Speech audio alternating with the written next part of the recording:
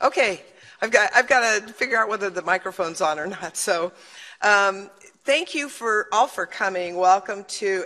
We believe that this is the 20th annual College of Business Diversity Lecture. We started it in 1999. And so we're really glad to have you here. Now it's the Inclusion and Diversity Lecture, not just diversity.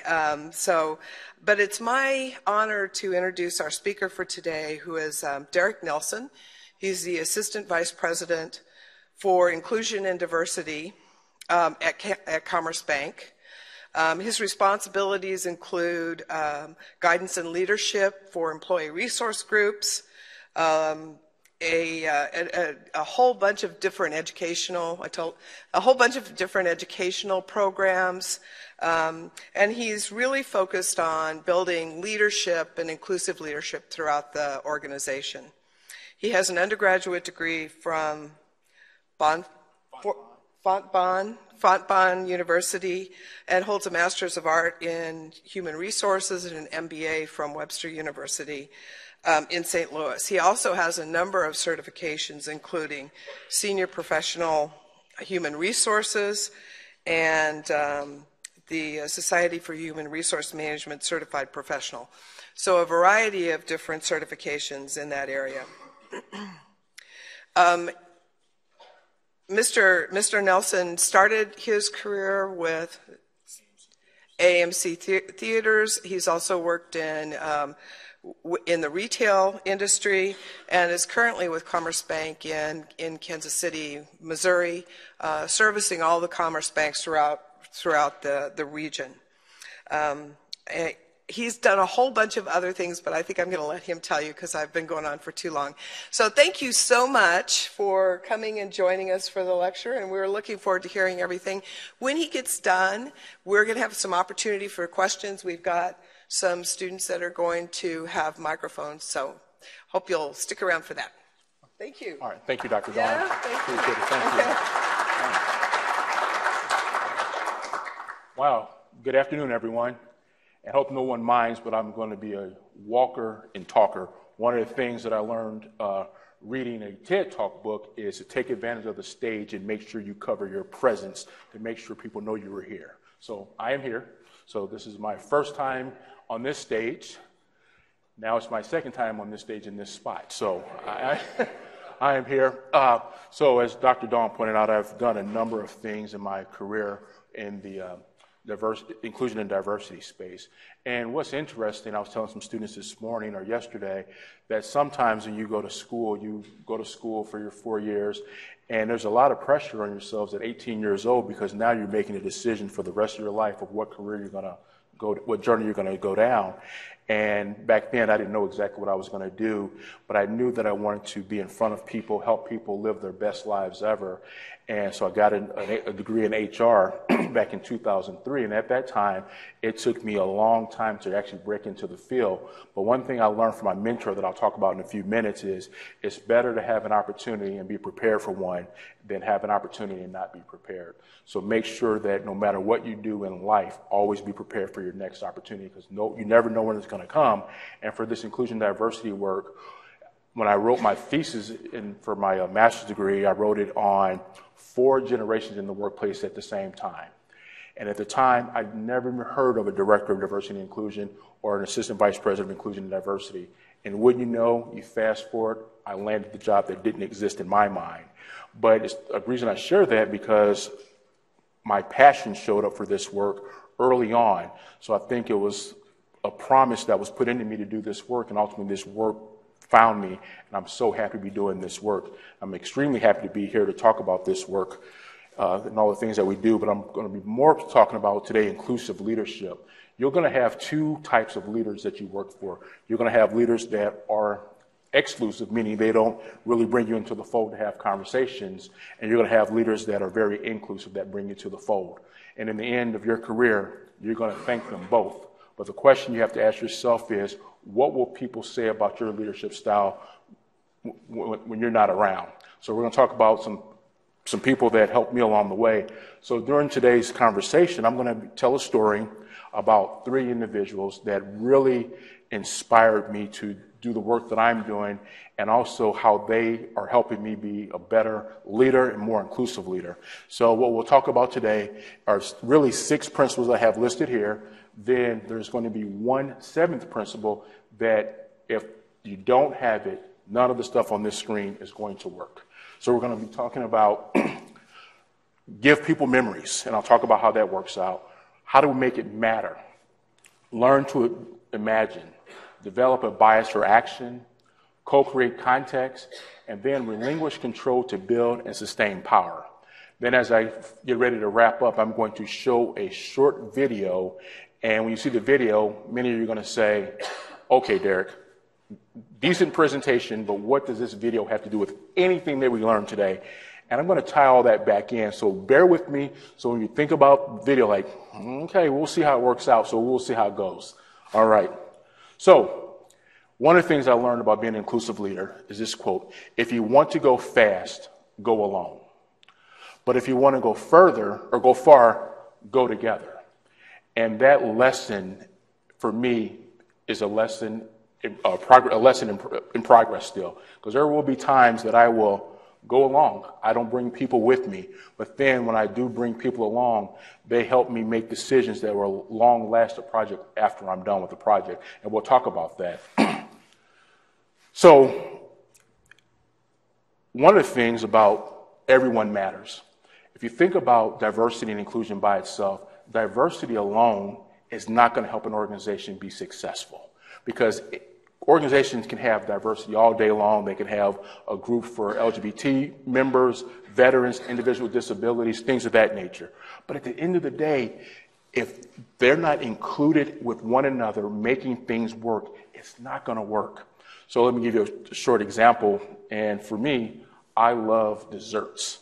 Love them. My favorite dessert is banana pudding on the vanilla wafer box. If you've never had a banana pudding on a vanilla wafer box, you need to ask somebody, talk to somebody. My man. So you know what I'm talking about. All right.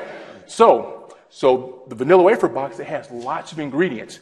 So you have bananas, cookies, cream, eggs, all those things. And separately, they're not bad, right? They're pretty decent. So that's the diversity piece of it.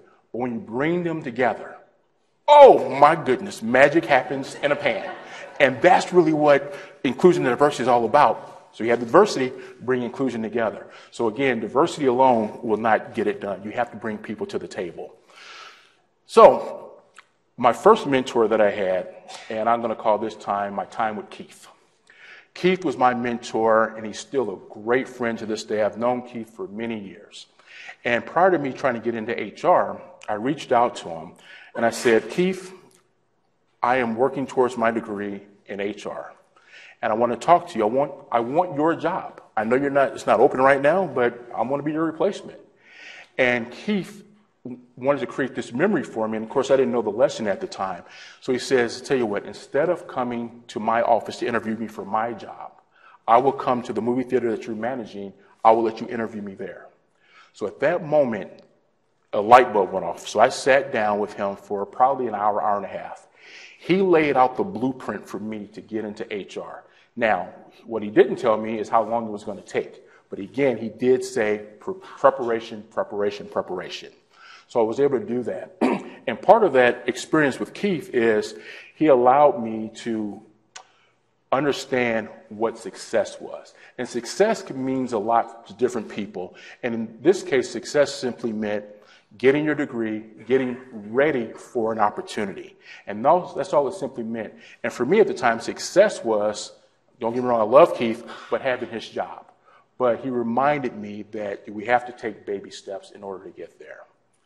So you fast forward, he also taught me what failure was about as well. And what I mean by that is there was a job in the HR department. And of course, at this time, I'd already had my HR degree. I was so excited. The job opened, and I thought I was perfect for this opportunity. And do you know, I interviewed 2 or 3 interviews. I didn't get the job. Ouch! What a sting. So I could have done a number of things. I could have quit. I could have been crying like a baby, having a tantrum. but I elected to keep pursuing my passion because HR was that piece that made my heart sing. So that failure reminded me that nothing is guaranteed but keep working. But it also let me know that while that door closed, there'll be another door that's going to open at some point downstream. And wouldn't you know, I became the director of diversity and inclusion. So that other job wasn't for me, but this other job was, hence how my career got started. The other thing that Keith shared with me is when we have people under our leadership, under our stewardship, people are willing to give discretionary effort if they feel like they're being cared for. And one of the things that Keith is really big about from a people standpoint is he doesn't always talk business when you first run into him. He wants to know how I'm doing as the person. How's my family doing? You know, how's my dog doing, for God's sake? He was that type of person, which lets me know that he was looking at the well-being of me long term. So as you are becoming leaders, make sure that you're caring for the people under your leadership and under your stewardship. It starts to plant the foundation that they know that they can trust you and things start to really work out. And that's beginning of making memories happen.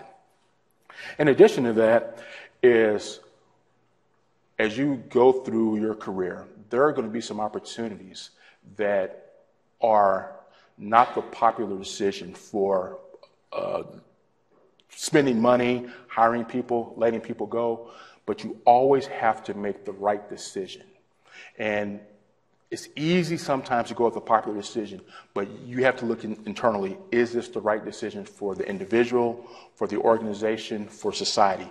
So think about those things. And one of the things that Keith and I used to talk about is, if you make this decision right now, what would that decision look like in the newspaper? So you're going to make some decisions, and then you have to make the right decision, because I've seen too many individuals get terminated for what I would call a minor infraction, but it came back to haunt the organization in the wrong way because they didn't have the proper documentation, people get sued and that sort of thing.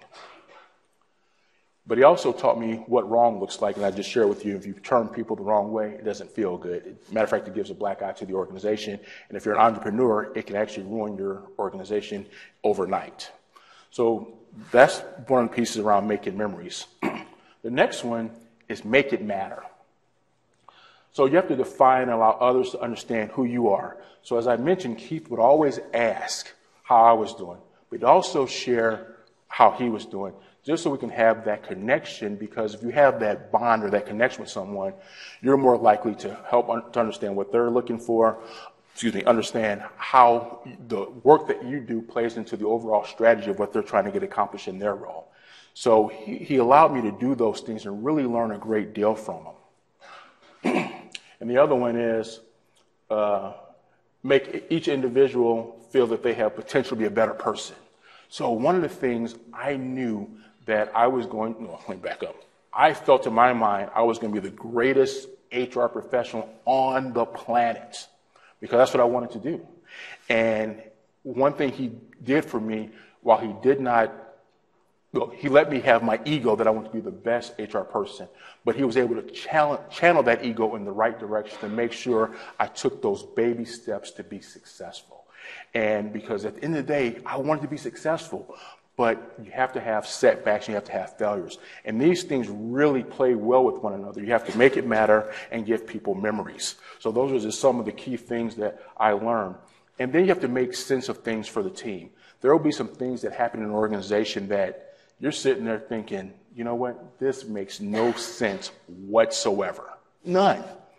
But if you have leaders that are inclusive leaders, they're extremely transparent. They will share with you what they can and what they can't share. But again, it gives you that foundation of trust. And if that person is able to share more, they will. But it allows you to think, am I working for the right organization? Am I working for the right leader? So all these things are being connected with one another. So those are the things I learned with Keith. Just a great individual, and like I said, I still stay in contact with him today. And matter of fact, when I got the job at Commerce Bank, he was the first person I put down as a reference. So I've known Keith for many, many years. So then the next person, I'll call this my time with Sandy. And Sandy was my boss when I started with CBS in Kansas City.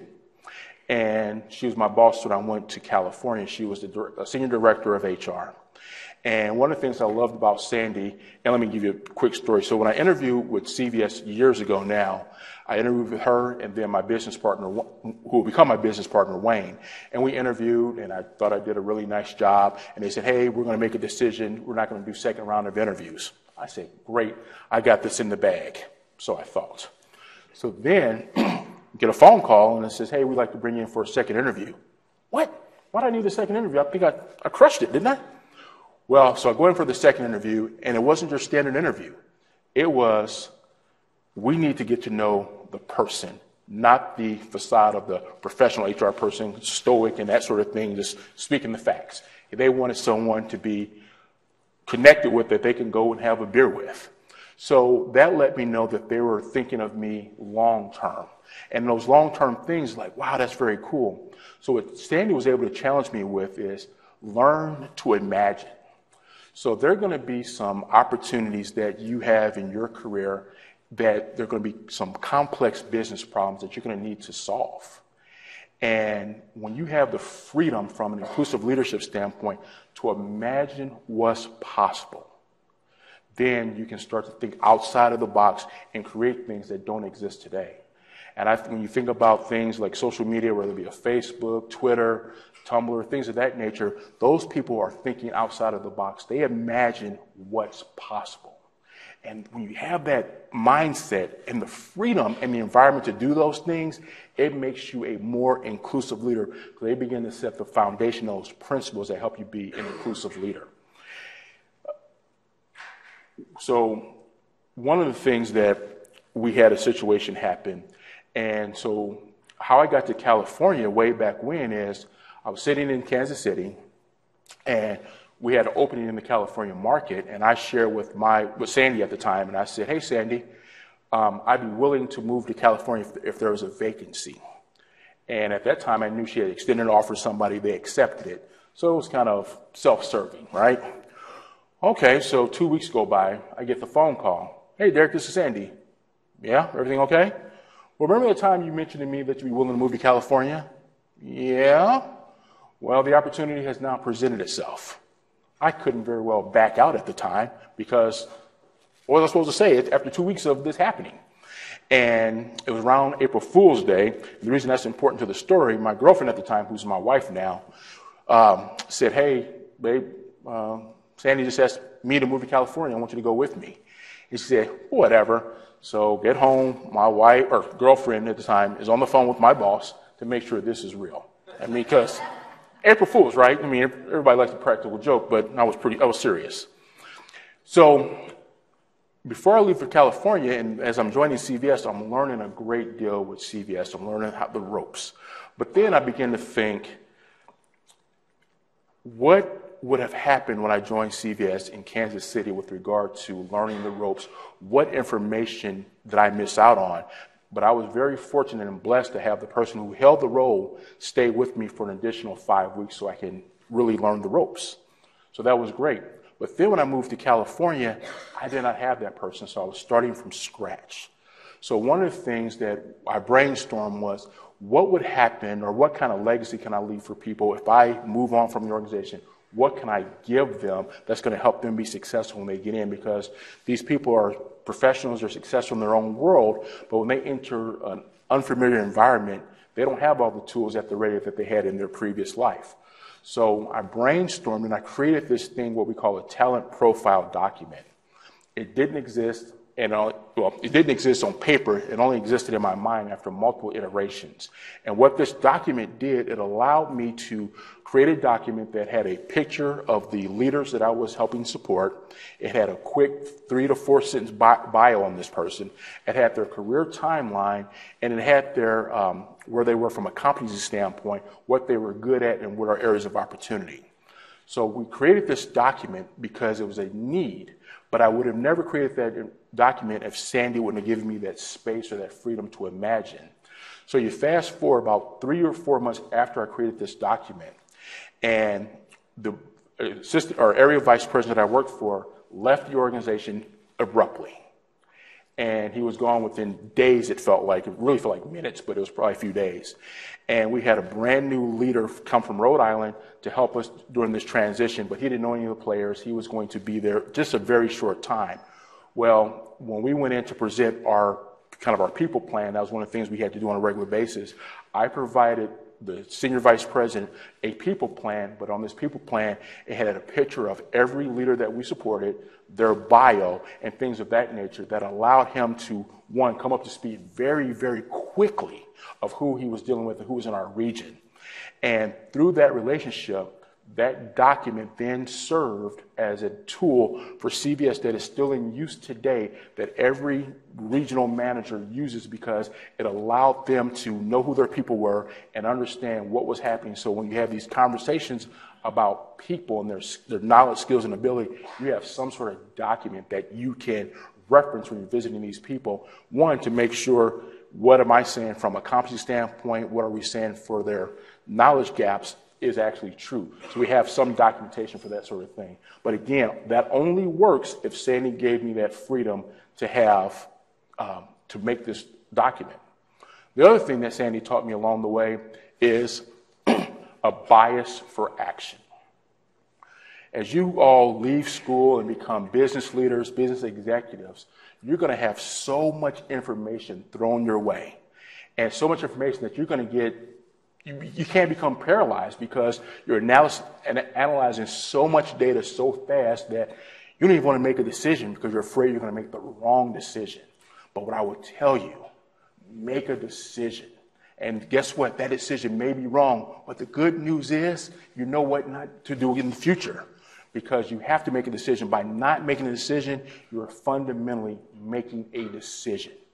And if you don't make the right decision, don't wait for that silver bullet, because you know you're not going to have all the answers, because today things change so fast that the decision you make today may have ripple effects, second and third outcomes that you may need to adjust for.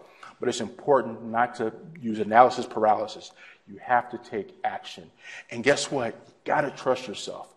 You go into a great university in K-State, they're going to give you the skills to be successful. You're going to have tools in your toolkit. You're going to think back, gosh, I remember that paper I wrote my sophomore year here about how to do X, Y, and Z. And guess what? That idea, it may not be the final idea, but it's the seed that's planted to help the idea grow and flourish. And you're going to bring people in to help you with that. And those are the things that you have to do to be an inclusive leader. So remember at the beginning I talked about if you want to go fast, go alone. But bringing people along around develop a bias for action, it helps you go a long ways. So it's those things that really come into play.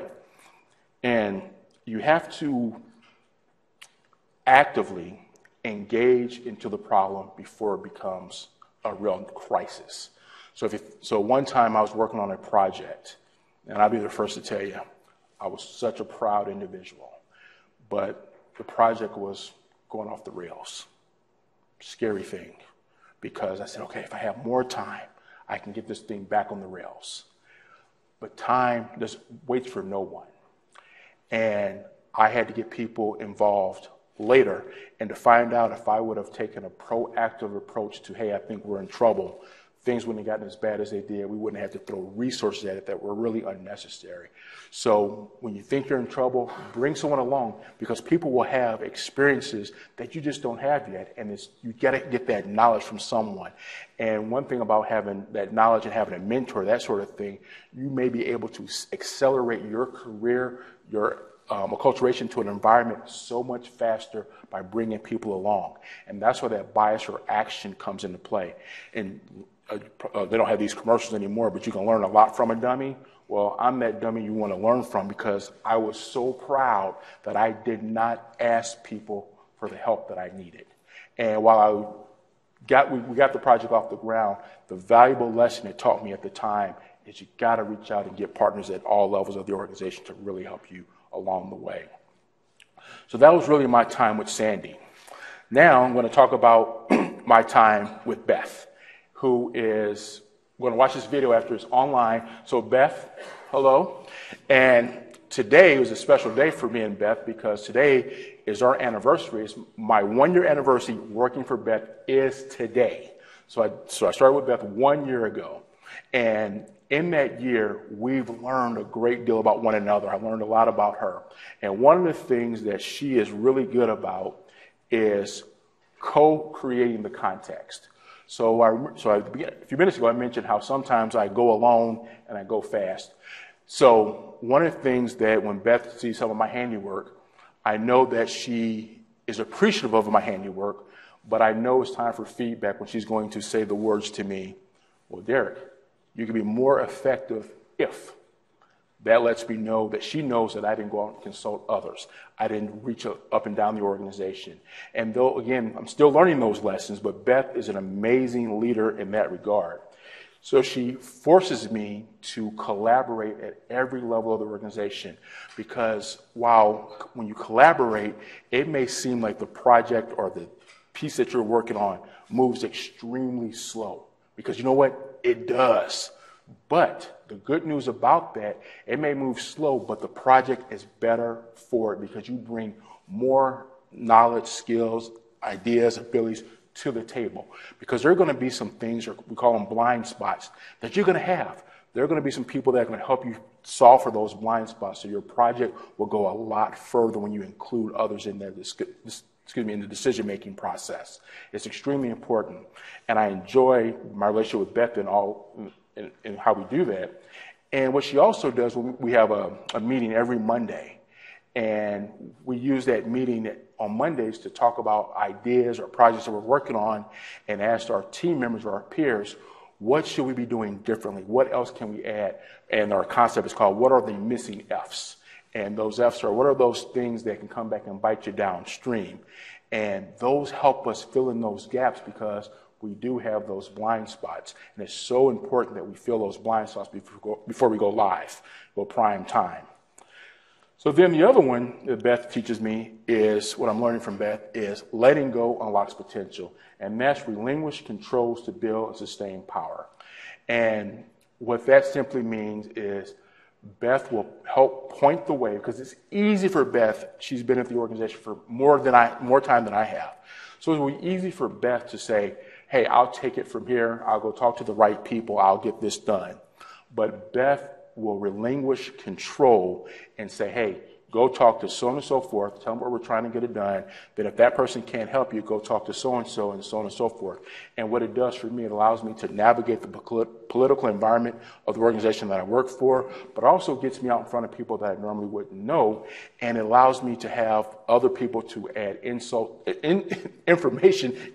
to, not insults, but information that I can use to make the project even better. Because again, I'll have a blind spot, Beth may have a blind spot, but together we're starting to close these blind spots up with the information that people bring to the organization.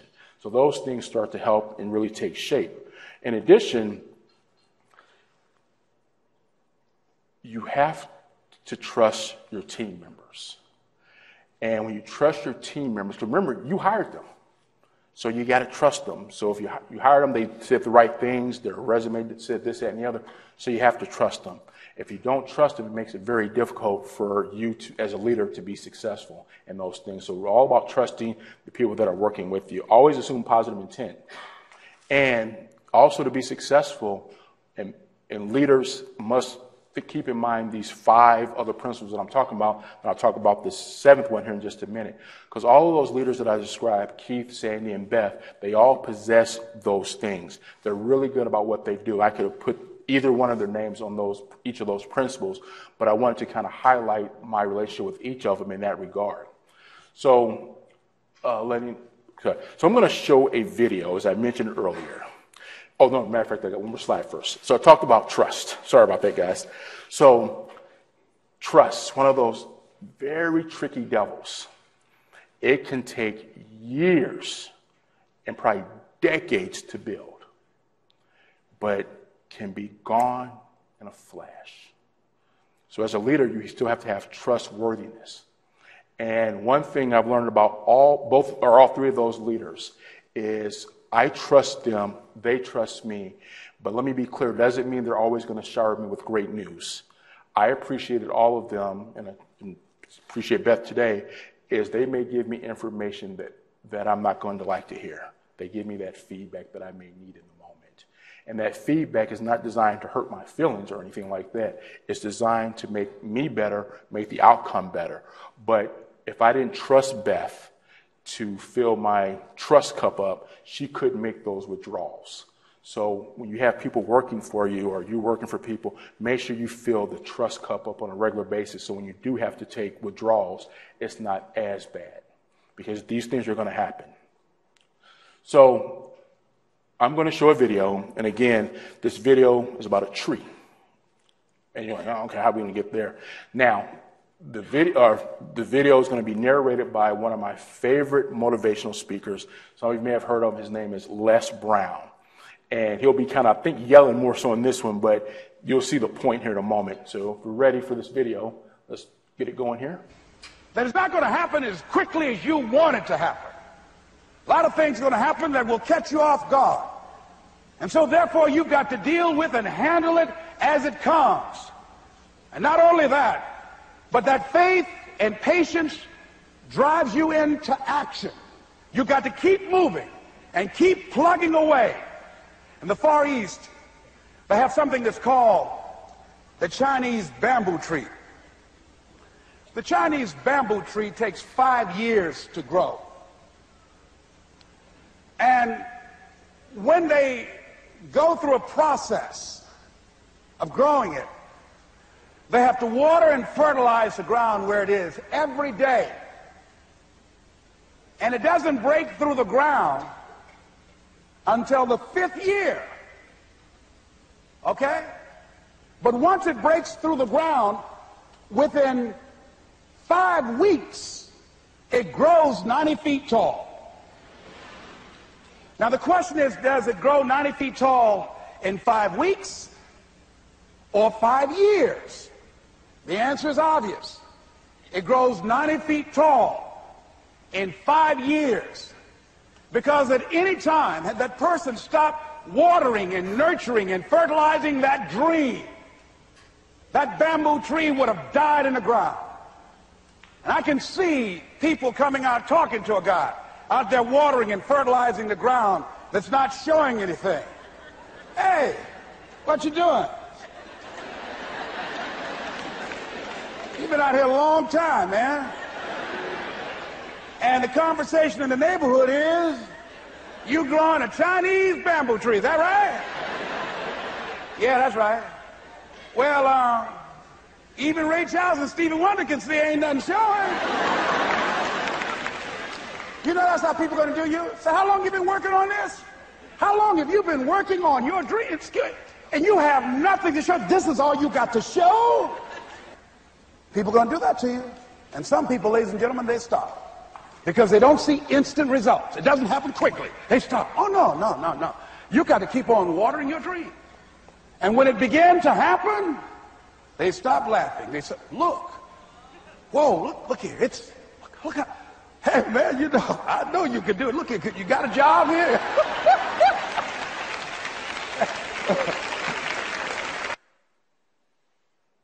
So that was a story of the Chinese bamboo tree. And he talked about the Chinese bamboo tree, like any vegetation, starts off as a seed. So what I'm talking about here on the seed is, in this case, the seed of trust. And the metaphor would be the watering can and the fertilizer. So every day, as a leader, as an individual contributor, whatever the case may be, you have to fertilize and water that seed of trust. And again, it doesn't happen overnight, as we saw with the Chinese bamboo tree. It takes 5 years to develop that root system. And at any given time, a person could say, you know what, I'm done watering, I'm done fertilizing. And that tree, just like trust, dies in the ground. But when you do those things, and I'm going to start closing up here, you start to create an environment that people are able to trust and start creating that environment of inclusion that's desperately needed in today's society, because we need to be able to trust our leaders, trust the organization that we work for, trust one another. So, talked about in the beginning, give them memories. And this is kind of a metaphor as an individual and your leader. Give people memories. We talked about that a few minutes ago. We also talked about make people matter, and that's extremely important. We also talked about learn to imagine How do we solve problems and thinking outside the box? We have to develop a bias for action. We have to take immediate action, get in front of problems as quick as we can so we can course correct where possible. It's extremely important that we do that. We also have to help co-create the context. You can't do it alone. Your business partners can't do it alone. We have to leverage the individual and collective knowledge of the group, and that's co-creating the context. Then we have to relinquish control to build and sustain power. That's extremely important. And then, and only then, is trust really established. And if you look at the root system, I don't know if you guys can tell, but the root systems are coming together in a shaking hand format to create this agreement amongst one another with trust. So that's why that video, to me, hopefully I addressed that question, like what was the video for? So hopefully I was able to address that. So here's a quote by Henry Ford, and it says, coming together is a beginning. And you're going to come together in any organization. Keeping together is progress, because it is progress. You're going to go through stages of disappointment. Things are going to happen. You call you'll form, you'll storm, you'll norm, you'll perform, and at some point you may adjourn. And then working together is success. So I'm going to go back to the beginning where we all started, is if you want to go fast, go alone. But if you want to go far, go together. Thank you for allowing me to be here. I really appreciate it. Thank you, guys.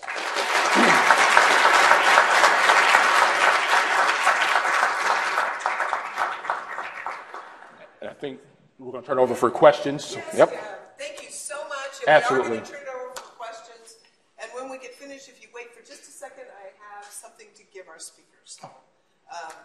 Thank you very much. Questions or thoughts? Just a few.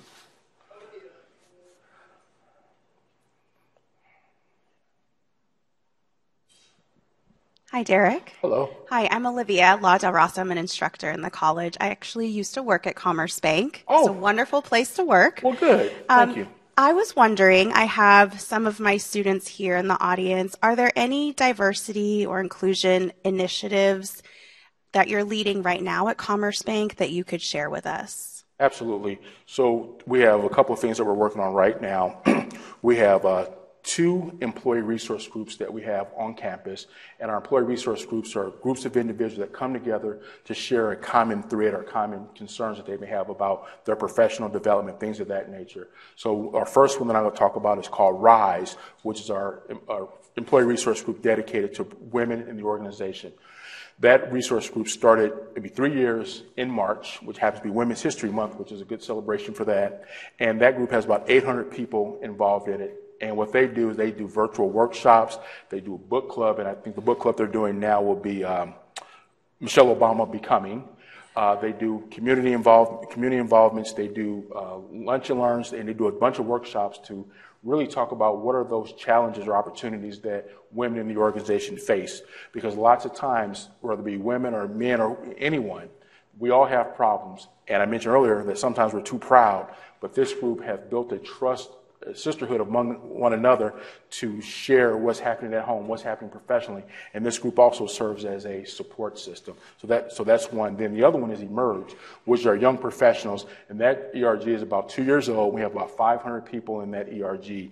And that ERG does a lot of things, but what they are proud of is they help the young professional, i.e. millennials, but anybody can join. How do they help them get from college life and transition to the professional world, because the professional world and college are just a hair different, actually. I mean, I don't know if they told you that yet, but it's a little bit different.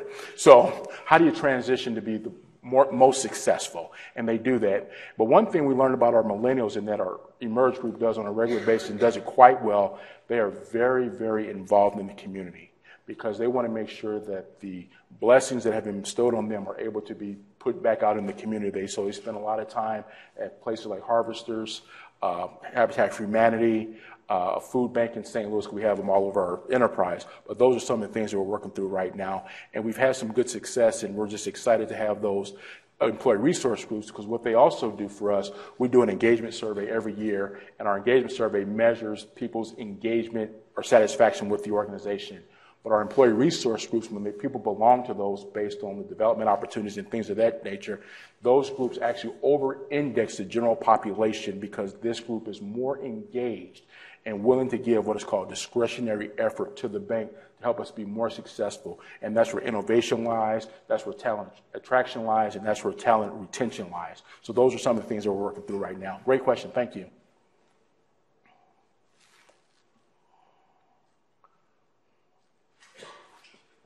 We have a question right here. Not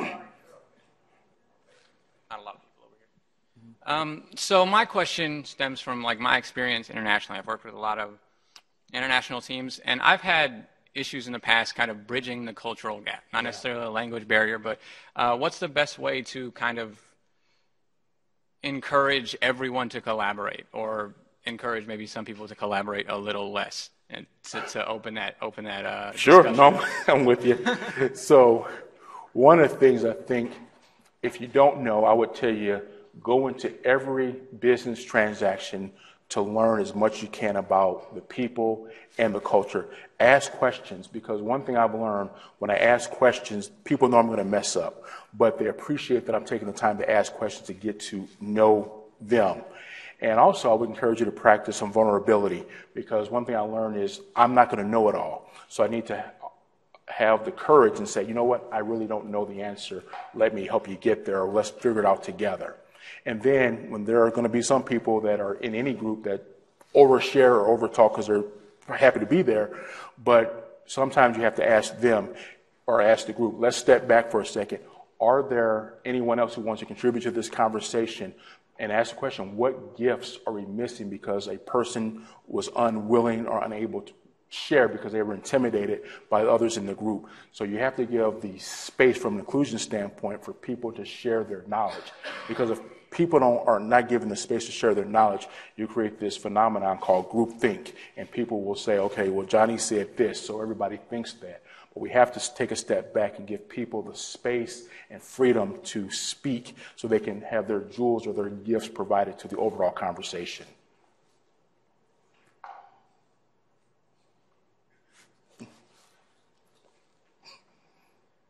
So what would you say would be maybe one of the most difficult things, or just a difficult thing about implementing diversity and inclusion, and then maybe some solutions to those? Sure.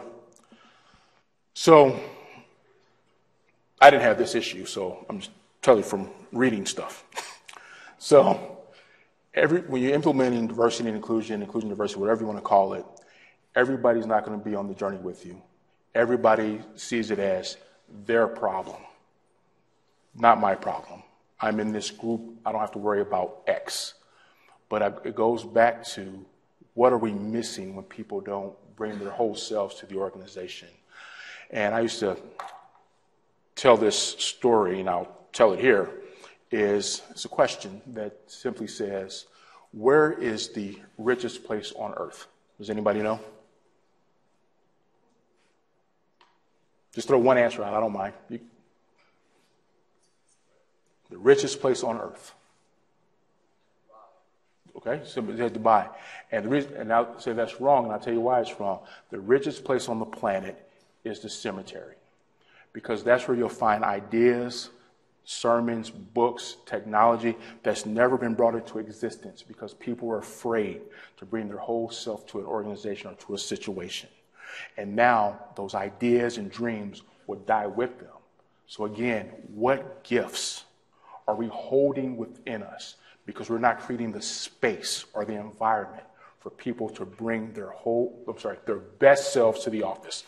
We don't want everybody to bring their whole selves to the office. We want them to bring their best selves to the office. So what do we miss out on? What individual, organizational, societal contributions did we miss out on because people didn't have that space or that freedom to bring it all to the organization? Yes.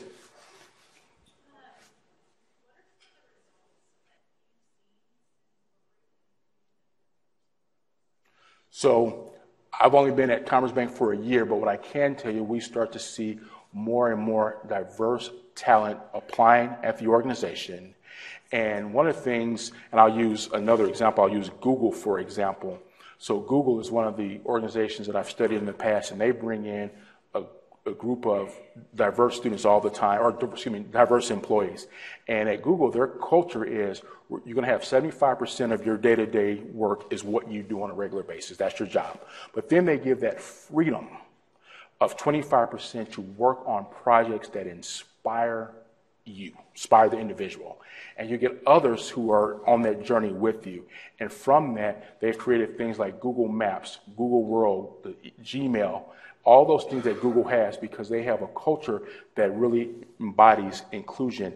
And again, I can't make Google Maps by myself, but you bring like-minded individuals to the table, they bring these ideas together that you and I benefit. So that's an example of what I've seen when you bring in inclusion, diverse talent to an organization. Oh, there's a question back there.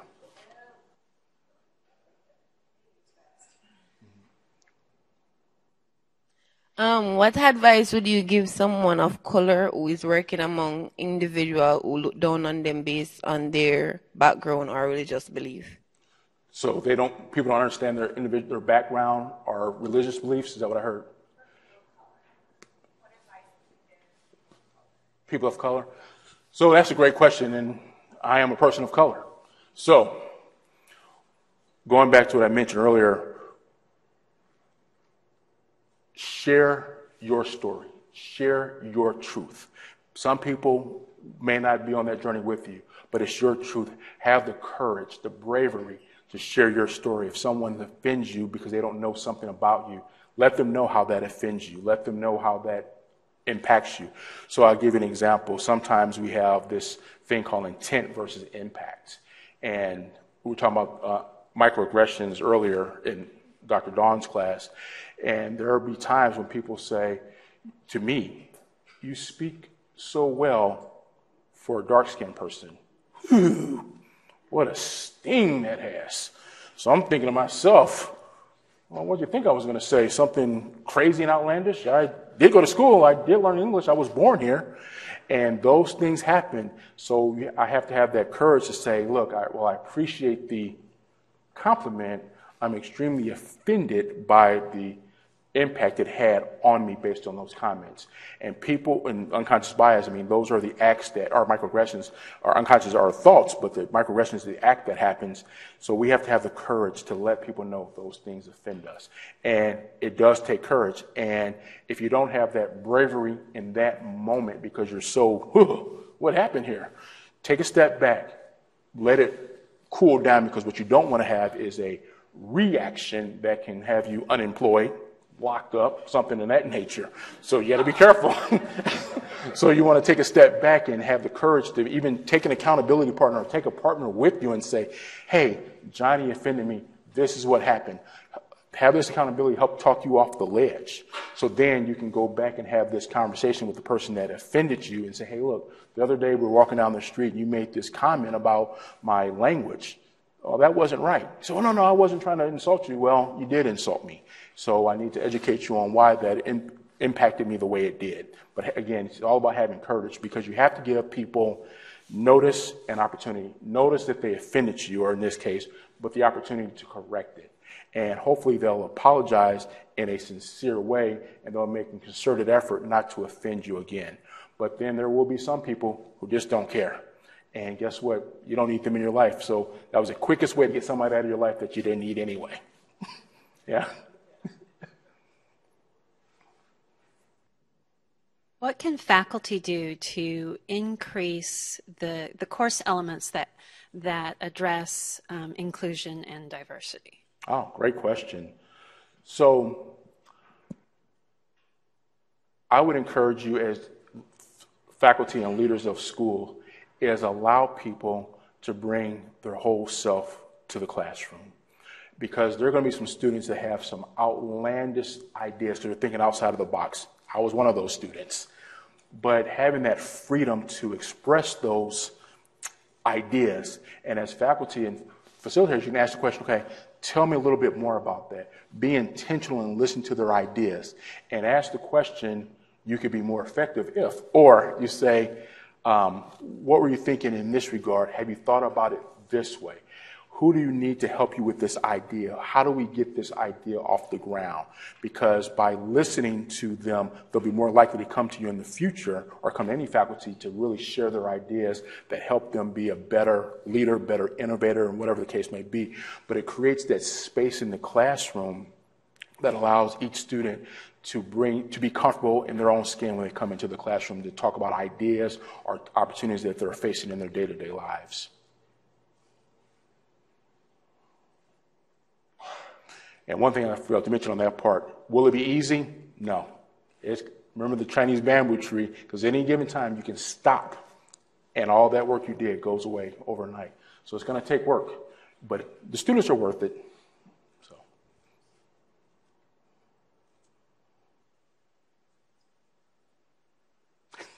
We have a question right there. Oh, he was the runner. He was ready for you. So if you had one thing that you would tell both our students and our faculty about creating an inclusive environment that we should always kind of keep in mind, what would that be? I mean, there's a lot of steps to it, but, sure. But one thing that's like critical. I would say go into every situation with an open mind. Be willing to listen. Or open mind and positive intent. So go into every situation to learn as much as you can about the situation before passing judgment. You may listen and hear them. That doesn't necessarily mean you agree with them, but you are acknowledging their story. You're acknowledging their truth. So those are the things you can do to create this inclusive environment. So one of the things I try to practice even with my kids, because I can easily tell my kids, hey, I'm watching TV. And at some point, they may stop talking to me. And that'd be a sad day, right? So I have to take time, hit pause on the television, because we can do that now with DVRs, and listen to my children's opportunities or what they may be facing. And those are just examples. So I'm going into that relationship with a positive intent and making sure I understand what they're going through, because at some point they may stop talking to me if I don't appreciate the time that they use to explain their concerns with me.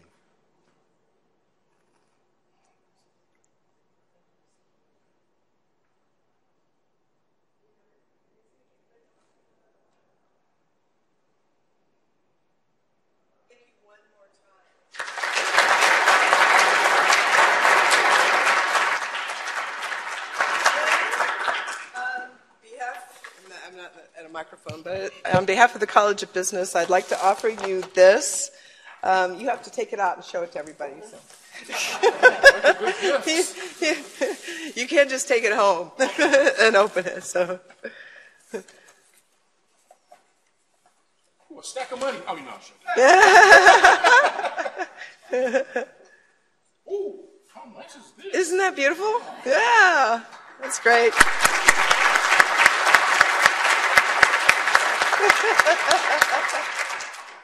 Thank you.